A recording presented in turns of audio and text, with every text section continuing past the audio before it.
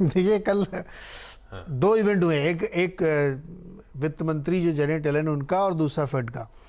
देखिए फेड ने 25 basis point उन्होंने बढ़ा दिया, उम्मीद भी ऐसी ही थी, वो बढ़ा दिया। इससे 8-10 दिन पहले आप जाइए तो 50 बेसिस पॉइंट हाइक की उम्मीद थी।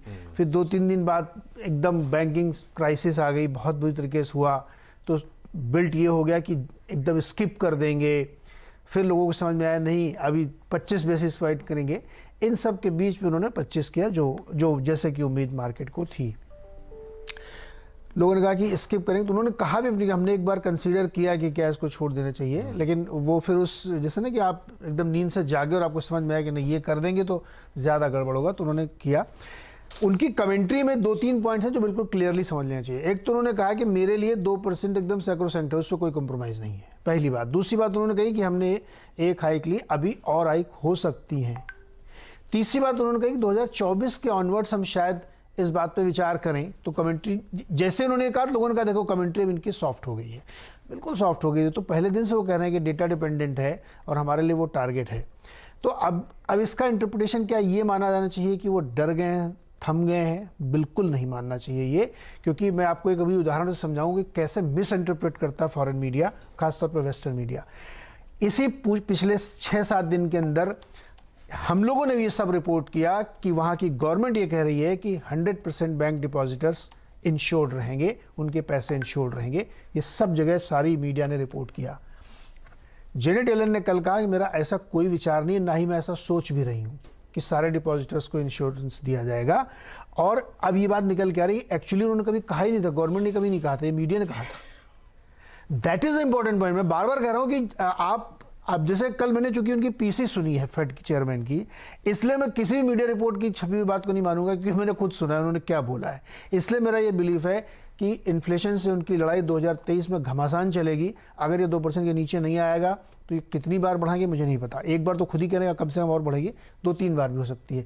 इसलिए मैं कह रहा हूँ कि ये मार्केट जो कल आखिरी में गिरा, चार्ट दिखाइए ना, उसमें जो बड़े बड़े कैंडल बने हुआ, उससे आपको अंदाजा लगेगा, एकदम उठा के पटक दिया मार्केट को। एक हफ्ते वाला देखिए आप, 1.5 फुट की लंबी रेड कैंडल बना दी लोगों ने। ये दिखाता है कि वहाँ पर लोगों को रियलिटी कुछ और दिखती है, मीडिया में कुछ और छपता है और इंटरप्रिटेशन उसके कुछ और होते हैं। तो मुझे लगता है कि फेड ने बिल्कुल क्लियर कर दिया कि लड़ाई जारी रहेगी। अब मार्केट अपने आप देख ले उसको क्या कर रहा है। चार्ट दिखाइएगा जो वो कैंडल वाला हमने बनवाया था।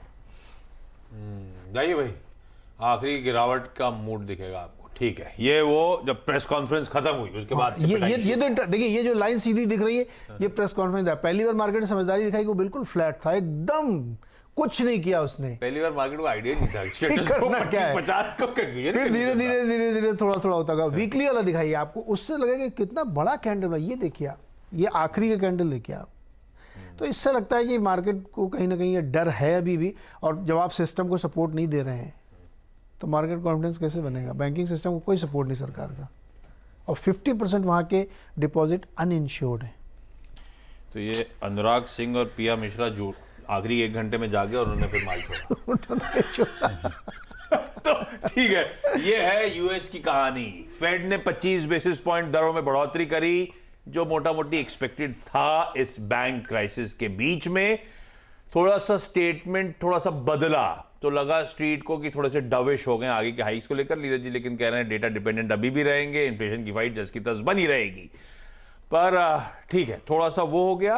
दूसरा, लेकिन शायद ज्यादा इंपॉर्टेंट तड़का लोग तवज्जो दे रहे हैं, जो कंफ्यूजन पहले आ गया था, सबके डिपॉजिट्स इंश्योर्ड होंगे, ऐसा यूएस की सरकार कह रही है। जेनेट येलेन तो एकदम सारे से नकार दिया, ना शेयर होल्डर्स का, ना बॉन्ड होल्डर्स का, ना डिपॉजिटर्स का, किसी को बेल आउट करने के सरकार का कोई प्लान, यूनिवर्सल बेल आउट करने का कोई प्लान ही नहीं है।